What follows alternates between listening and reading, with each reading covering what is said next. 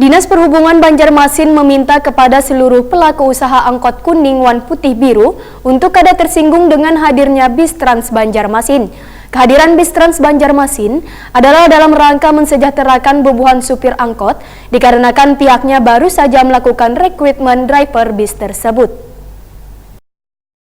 Dinas Perhubungan Banjarmasin meminta kepada seluruh pelaku usaha angkot kuning wan putih biru untuk kada tersinggung dengan hadirnya bis Trans Banjarmasin, sehingga kada melakukan tuntutan atau demo kepada pemerintah kota Banjarmasin. Karena hadirnya bis Trans Banjarmasin ini merupakan keinginan bersama yang sudah diimpi-impikan warga Banjarmasin. Kepala Dinas Perhubungan Banjarmasin Ihwan Nurhalik bertakoni Prima TV Kamarian Jumat 7 Februari 2020. Kehadiran bis Trans Banjarmasin adalah dalam rangka mensejahterakan bubuhan supir angkot dikarenakan pihaknya baru saja melakukan rekrutmen driver bis tersebut. Menurut Ihwan Nurhalik, ada sebanyak 18 orang driver telah direkrut wan mulai bekerja waya peluncuran bis Trans Banjarmasin nanti.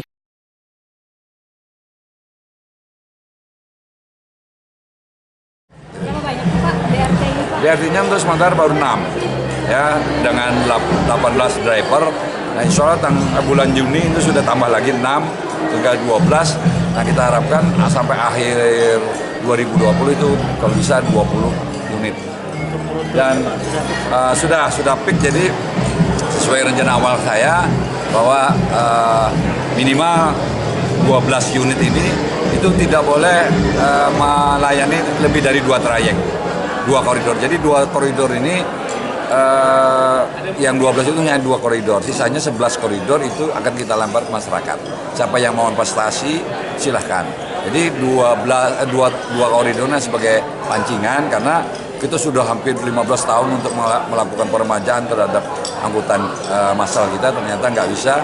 Nah, akhirnya kita pancing dengan modal dari Pemko sendiri, ada 12 sementara ini. Nah, mudah-mudahan kita bisa dapat investasi dari luar, sehingga 13 koridor yang ada di Banjarmasin itu bisa terlayani semua.